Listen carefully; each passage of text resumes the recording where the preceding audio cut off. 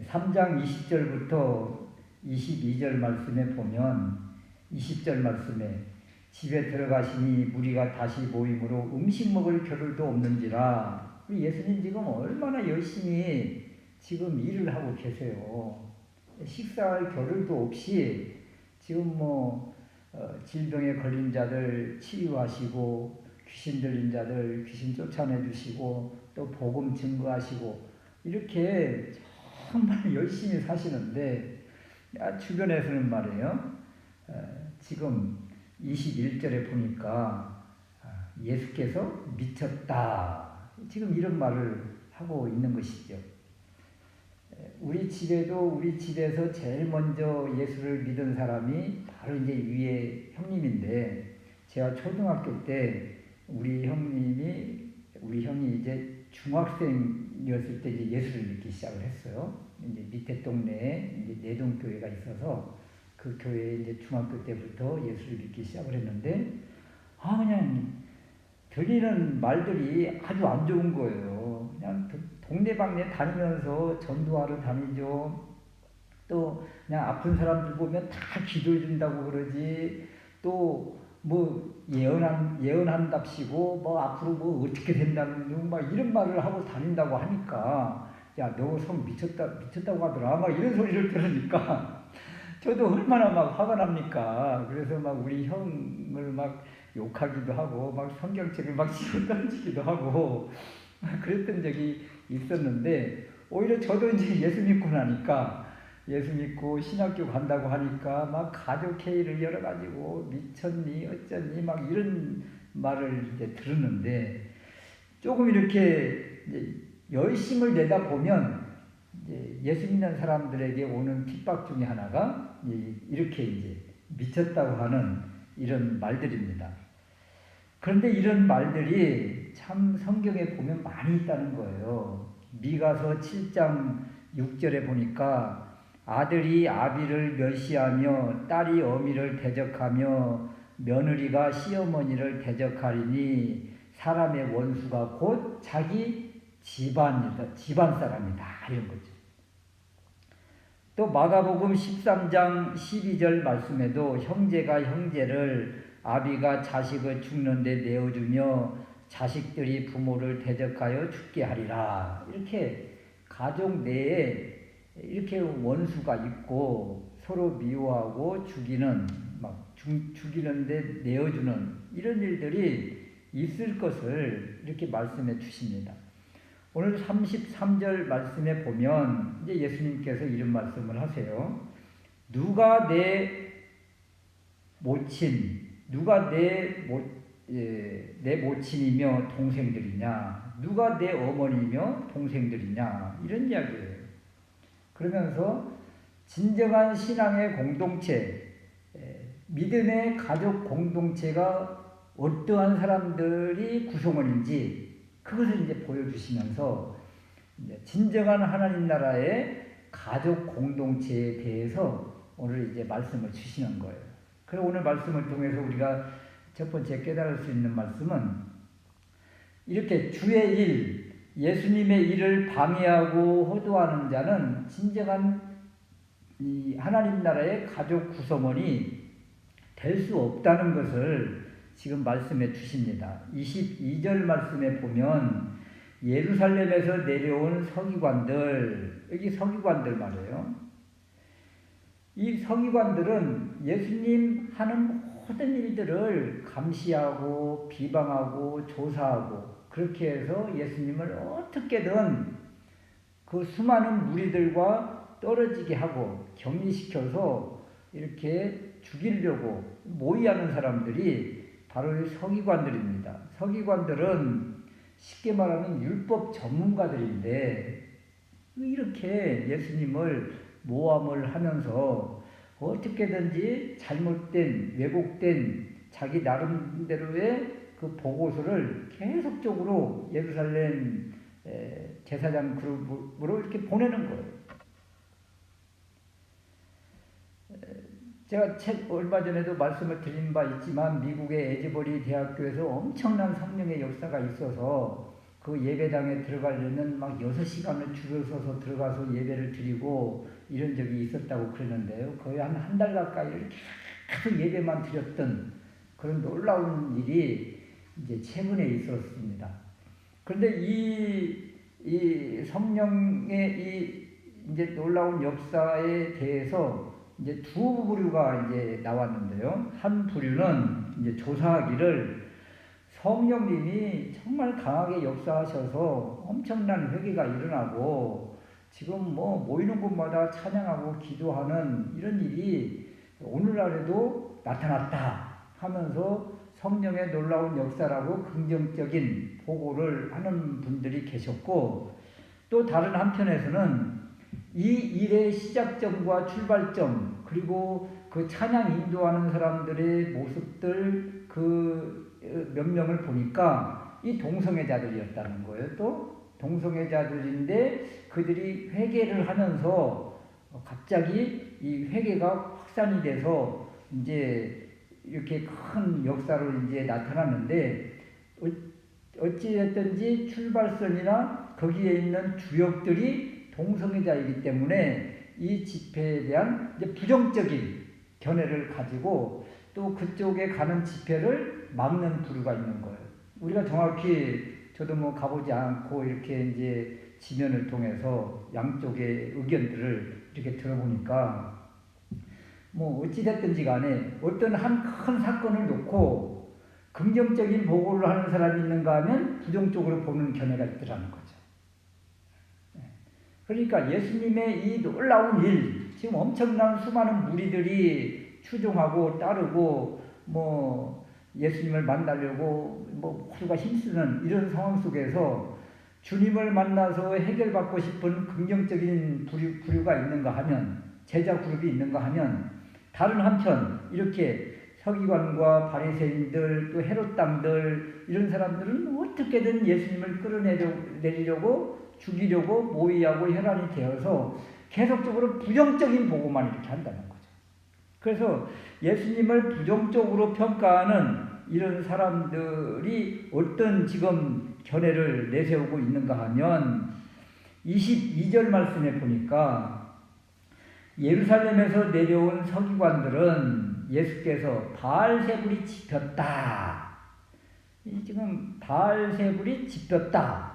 바알세불이 짚혔기 때문에 이런 놀라운 일이, 큰 역사가, 큰 기적과 같은 일이 나타났다는 거예요. 또 하나는 악한 영의 우두머리를 힘입어 악한 영을 쫓아낸다. 지금 이런 것으로 예수님을 지금 폄하하고 있는 겁니다. 여기 바알세불이 짚혔다, 이 말은 무슨 뜻이냐면, 이 짚혔다는 이 말이 가지고 있다, 소유하고 있다, 이런 뜻이거든요. 바알세불을 가지고 있기 때문에 바알세불에 힘입어서 지금 예수님이라는 사람이 이렇게 놀라운 일을 하는 거야, 이렇게 하는 거죠. 그렇다면 유대인들이 바라보는 이 바알세불, 이것이 무슨 뜻인가 하면, 이 바알세불이라는 단어가 나오는데 열왕기하 1장 2절에 이 바알세불은 에그론의 신입니다. 에그론의 신. 이게 이방 신이에요. 이방 신. 가나안의 어떤 신입니다. 신. 그런데 바알, 우리가 너무 많이 아는 이름이잖아요. 바알과 아세라 할 때 이 바알이에요. 그러니까 바알, 그 우상이 있잖아요. 이방 신. 그리고 이 세불이라는 이 말은 팔이라는 거예요. 팔이, 그것도 팔이 대장, 그러니까 왕팔이, 또는 바알과 이렇게 연관을 지으면 뭐 똥파리, 이런 종류의 이제 바알세불을 아주 폄하해서 이야기를 할 때 이제 바알세불 이렇게 이야기를 하는데, 예수님이 지금 이렇게 놀라운 일을 행하는 것은 이런 더러운 저급한 신이 들어가서 이런 일을 하는 거야. 이렇게 지금 서기관들이 아주 무시하고 폄하하고 있는 거예요. 저거 하나님이 함께 하셔서 나오는 능력이 아니야. 그 조잡하고 더러운 영에 지금 끌려서 저렇게 하는 거야 하면서 예수님의 행하신 그 놀라운 능력과 표적과 기적들을 비하하고 모독하는 것입니다. 더군다나 악한 영의 우두머리를 힘입어서 악한 영을 쫓아낸다. 귀신 들려서 귀신의 왕이 있어서 쉽게 말하면 귀신의 왕이 작은 귀신들을 지금 몰아내고 있는 거야. 예수님의 하시는 일들을 이렇게 이야기를 하는 거예요. 무당들도 그런 말들을 뭐 가끔 하지 않나요? 뭐 관우 장군 신이 있고 조그마한 문지방 무슨 신이 있고 이런 식으로 그 귀신들도 등급이 있다고 뭐 장군 신이 있고 부하신이 있고 이런 것처럼 이렇게 생각을 한다는 거예요. 지금 예수님 안에 큰 신이 들어가서 지금 작은 조물하기 지금 귀신들 악한 영들을 지금 몰아내고 있는 거야 지금. 그러면서 예수님께서 행하신 놀라운 성령의 역사, 하나님의 아들로서의 역사, 하나님으로서의 기적과 같은 이 일을 지금 귀신이 하는 일로, 악한 영이 하는 일로 정말 모독하고 있는 거예요. 모독하고 있는. 그래서 예수님께서 이러한 이제 비난을 받고 조롱을 받고 무슨 말씀을 하시는가 하면 23절 말씀에 예수께서 저희를 불러다가 비유로 말씀하시되 사탄이 어찌 사탄을 쫓아낼 수 있느냐. 26절 말씀에도 만일 사탄이 자기를 거슬려 일어나 분쟁하면 설 수 없고 망하느니라. 어떻게 사탄끼리 싸울 수 있겠느냐. 귀신의 왕을 힘입어 귀신을 악한 영을 내쫓는다는 이 서기관들의 말을 한마디로 그냥 이런 지하에 일축하시죠. 그러면서 이제 성령 회방죄에 대해서 말씀을 주십니다. 29절 말씀인데요. 누구든지 성령님을 비방하는 자는 영원히 용서받지 못하고 영원한 심판을 받느니라. 그래서 이 구절을 놓고 우리가 일반적으로 성령 회방죄 또는 성령 모독죄라고 하면서 성령님을 모독하고 회방하면 성령님을 거절하고 모독하는 것으로 이것은 곧 하나님을 거절하고 하나님을 모독하는 것이다. 이렇게 해서 다시 이런 사람이 구제받을 방법이 없다 하는 무서운 말씀을 주시는 거예요. 그래서 이러한 모습을 바라보면서 서기관들이 예수님을 비난하고 모독하고 성령님의 그 놀라운 그 역사를 이렇게 왜곡하고 모르는 이런 모습들을 바라보면서 우리가 어떤 기도를 해야 되는가 하면 이 마지막 때에는 종말의 때에는 말이에요. 계시록 13장에 보니까 짐승이 큰 이적을 행한다고 그랬어요. 오죽하면 하늘에서 막 불도 끌어내린다고 그랬어요. 그러면 이런 놀라운 일이 우리 눈앞에서 딱 나타나면 많은 사람들이 어떻게 해요? 와 하면서 그냥 이 몰려들고 추종하고 따를 수밖에 없는 그런 능력과 기적으로 뭘 보이면서 그렇게 사람들이 현혹한다는 거예요. 마지막 때가 갈수록 이렇게 놀라운 일이 많이 나타나는데 그럼 우리는 어떻게 이걸 분별을 하느냐고요.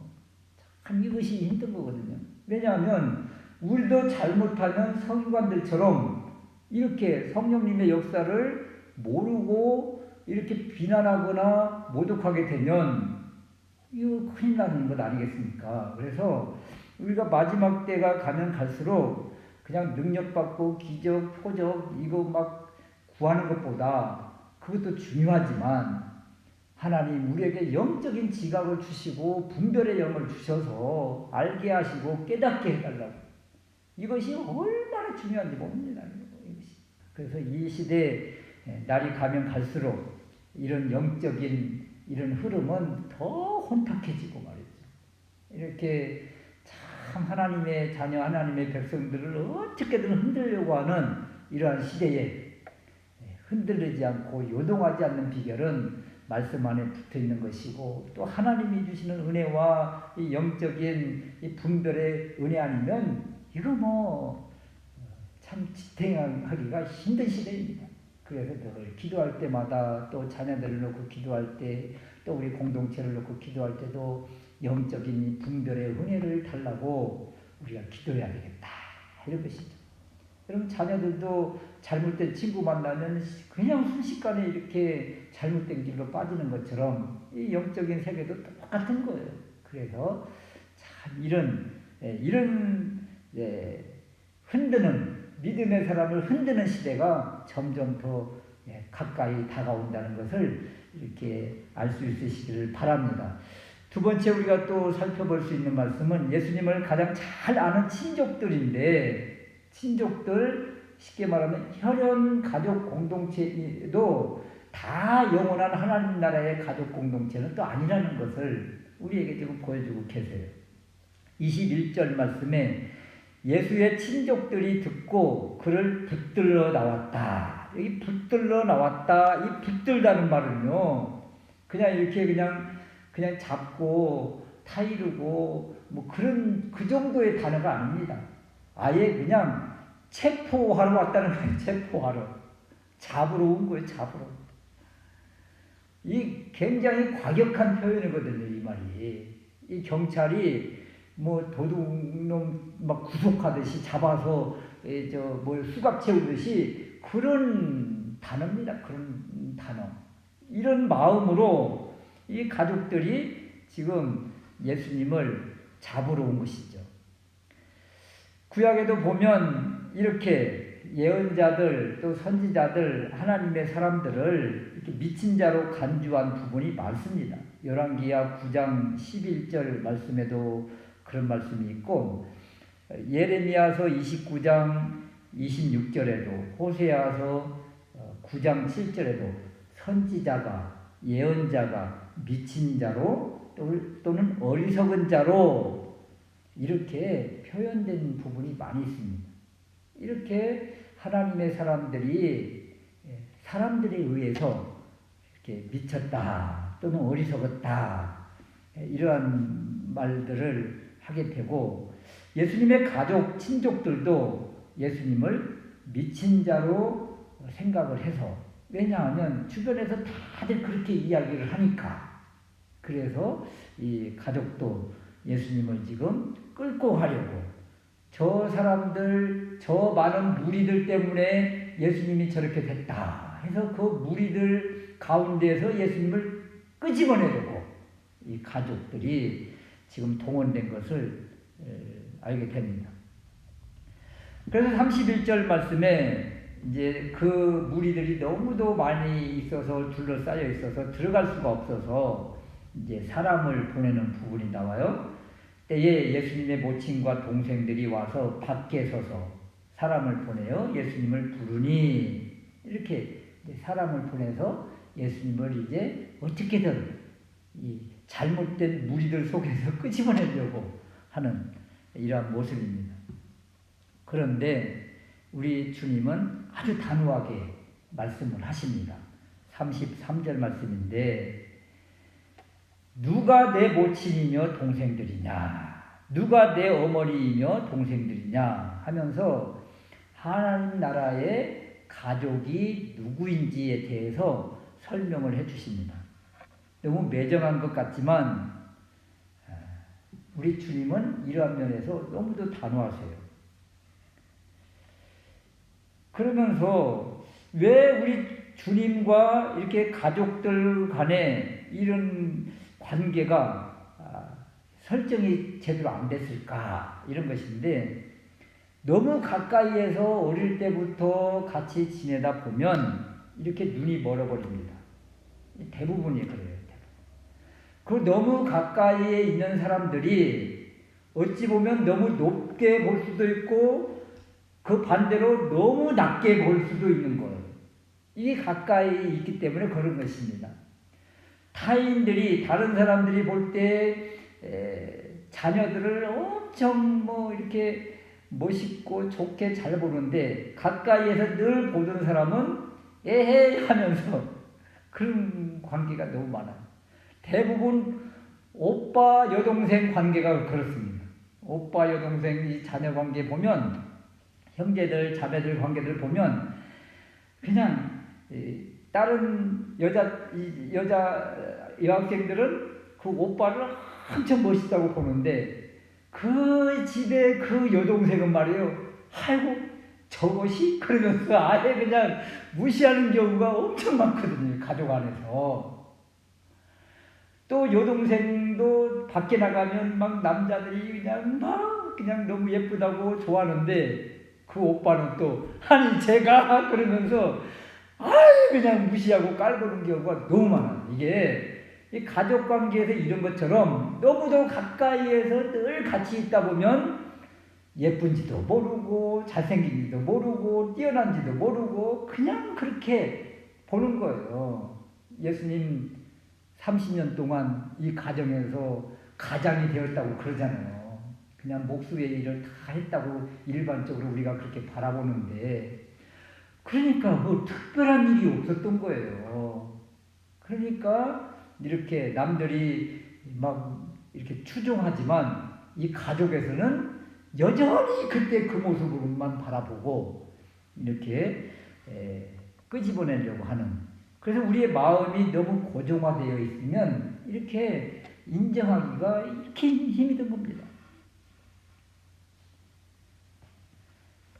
그리고 우리 주님께서 이 가족들이 어디에 있는지를 분명하게 이야기를 해주고 있는데요. 이 성경이 이렇게 표현을 해요. 31절 말씀에 예수님의 모친과 동생들은 어디에 지금 서 있는가? 어디에 앉아 있는가? 밖에 있다는 거예요. 밖에. 예수님의 그룹 안으로 들어와야 되는데 이 밖에 있는 사람은 결국 아웃사이더로서 믿음의 신앙 공동체 이 그룹 안으로 들어오지 못하고 있다. 이런 겁니다. 어떻게든 이 안으로 들어오려고 진입하려고 힘써야 되는데 오히려 안에 있는 사람을 끄집어내려고 하는 이러한 모습은 진정한 하나님 나라의 가족이 될 수 없다는 것을 지금 보여주고 있는 거예요. 물론 이분들은 이제 후에 성령님을 받고 아주 엄청난 역사를 하죠. 야고보가 그러했고 유다가 그러했지 않습니까? 예수님의 친동생들이에요. 지금은 알지 못하고 깨닫지 못할 때는 이렇게 밖에 있으니까 영원히 돌아오지 못할 그런 사람으로 되어 있지만, 그래도 우리가 이러한 사람들을 무시할 수 없는 것은 이들이 결국은 은혜를 받으면 밖에 있다가 안으로 들어오는 제자 그룹으로 들어오더라는 거죠. 그래서 이들은 지금은 밖에 있지만 우리가 함부로 할 수 없고 무시할 수 없는 것이 이들은 결국 미래에 우리 안으로 들어와야 될 하나님의 자녀요, 우리의 형제이기 때문에 우리는 이들을 놓고 계속 기도할 수밖에 없는 것이다. 그러나 안으로 들어오지 못하면 결국 하나님 나라의 믿음의 가족 공동체는 될 수 없다는 것을 우리에게 지금 보여주고 있는 것입니다. 그렇다면 진정한 가족 공동체는 누구인가? 35절 말씀입니다. 35절 우리 한번 같이 읽겠습니다. 누구든지 하나님의 뜻대로 하는 사람은 내 형제요 자매요 모친이라. 아멘. 누구든지 하나님의 뜻대로 하는 사람, 하나님 나라의 가족 공동체의 자격이 분명하잖아요. 지금 하나님의 뜻대로 해야 된다. 그래서 이 말씀 전후를 살펴보면 34절 말씀에 둘러앉은 사람들을 둘러보시며, 이들이 바로 가족 공동체예요. 믿음의 가족 공동체. 예수님을 중심으로 주변에 둘러앉은 자들, 12제자를 중심으로 해서 예수님 가까이 있는 사람들, 어떤 사람들이요? 예수님을 중심으로 사는 사람들, 이런 사람들이 바로 하나님의 자녀고 하나님 나라의 가족 공동체다, 구성원이다, 우리는 하나다, 이렇게 이야기를 하는 것입니다. 하나님 나라의 공동체를 이야기를 하고 있는데 이 공동체는 분명하거든요. 예수님을 중심으로 그 주변에서 예수님을 바라는 사람들의 모임. 이것이 바로 하나님 나라의 가족 공동체의 1번입니다. 1번. 그래서 예수님 중심으로 둘러앉아 있는 이 사람들이 진정한 공동체다. 밖에 그냥 나갔다가 나 필요할 때만 들어오고 그렇다면 이것은 그 공동체를 이용하는 것뿐밖에 안 되는 것이죠. 그래서 이러한 모습들을 바라보면서 하나님 나라의 공동체는 이렇게 내 것을 다 버리고 예수님 중심으로 모여서 사는 사람들, 이런 사람들이에요. 또 하나 우리가 조건이 있는데 그것은 35절 말씀인데 하나님의 뜻대로 행하는 자입니다. 하나님의 뜻대로 하는 사람들. 도대체 하나님 뜻대로 행하는 것이 무엇일까? 이런 것인데요. 누가복음 18장 18절에 보면 어떤 관원이라고도 하고 부자 청년이라고 하는 사람이 예수님 앞에 나와서 이렇게 질문을 해요. 선한 선생님이여, 내가 무엇을 해야 영생을 얻습니까? 이런 질문을 합니다. 무엇을 해야 영생을 얻습니까? 왜냐하면 제가 이 구절을 끄집어내는 이유가 하나님의 뜻대로 하는 사람인데 그럼 무엇이 하나님의 뜻대로 하는 것인가? 이런 것이죠. 이 사람은 이렇게 이야기를 해요. 이렇게 질문을 했어요. 내가 무엇을 지키고 무엇을 해야 구원을 얻고 하나님 나라에 들어가고 하나님 나라의 가족 구성원 가족이 됩니까? 이렇게 묻는 것과 똑같거든요. 그러니까 이 사람은 뭘 자꾸 해야만이 해서 무엇을 획득해서 구원을 얻는 것으로 이 사람은 생각을 한 것입니다. 우리가 보통 주유소 같은 데 가면 뭐 3만 원어치 넣으면 쿠폰을 주고 또 5만 원 넣으면 쿠폰을 주고 쿠폰을 10만 원 쌓으면 뭘 받잖아요. 이렇게 상품을. 전에는 이런 것들이 많이 있었는데 지금은 뭐 이런 것들이 많이 이렇게 사라졌더라고요. 이렇게 내가 뭘 해서 그 보상으로 쿠폰을 얻어서 천국나라 티켓을 타는 것처럼 이 부자 청년이 생각을 한 거예요. 그러면 네가 도대체 뭘 했는데 우리 주님이 물으면서 십계명을 계명을 이야기를 하죠. 그러니까 자기가 무슨 얘기를 해요? 나는 계명 다 지켰는데요.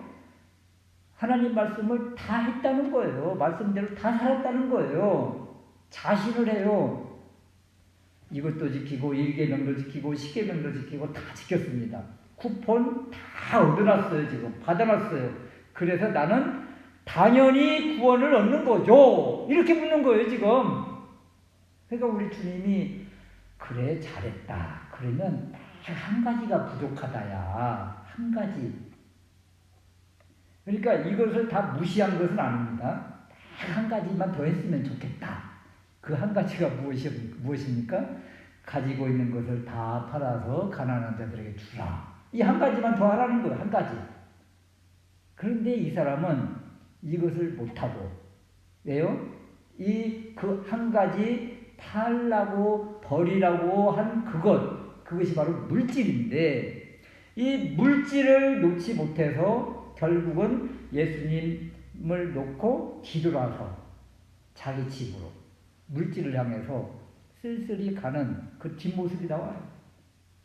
그렇다면 이 사람은요 1계명에서 10계명까지 다 지켰다고 하나님의 뜻대로 행했다고 쿠폰을 다 획득했다고 자신을 했지만 결국은 하나도 못한 겁니다. 하나도. 그래서 이렇게 무엇을 얻는 것처럼 말씀을 지키는 것이 아니라 우리가 말씀으로 가득 채워지고 말씀의 그 하나님의 사랑이 우리 안에 채워지면 우리의 삶은 우리의 행동은 자연스럽게 그냥 나오는 겁니다. 나오는 것. 그래서 이것이 없이 이렇게 채워지는 말씀은 없이 그냥 밖에 있는 말씀 어떤 한 절 가지고 나가서 하려고 하니까 힘이 드는 것이고 그리고 이렇게 하나 한 것을 가지고 높이고 자랑하게 되는 것이죠. 이것은 그냥 쿠폰 얻는 것밖에 되지 않는다. 이렇게 말씀하시면서 하나님의 뜻대로 하는 사람은 먼저 하나님의 뜻을 채워야 되느니라. 이렇게 말씀을 주시는 거예요. 여러분, 마른 이 나무들이 봄 되면 자연스럽게 어떻게 싹을 틔울 수가 있겠습니까? 계속 하나님 나무 물에 잇대어 있어야 되고, 그것이 잇대어서 어느 순간에 무르익어서 나오는 것이죠. 말라 비틀어진 나무는 아무리 해도 우물 키우지 못해요. 뒤에 있던 나무 이렇게 또 우리 장로님이 오늘 반절 잘랐는데 그 밑에도 또 말라가지고 오늘 제가 또 더 잘라버렸어요. 말라버리니까 더 이상 순이 나오지를 못해요. 그러니까 우리는 이 말라버린 것이 무엇이냐면 말씀의 기간, 말씀이 말라버리면 어떤 행동도 나올 수가 없는 겁니다.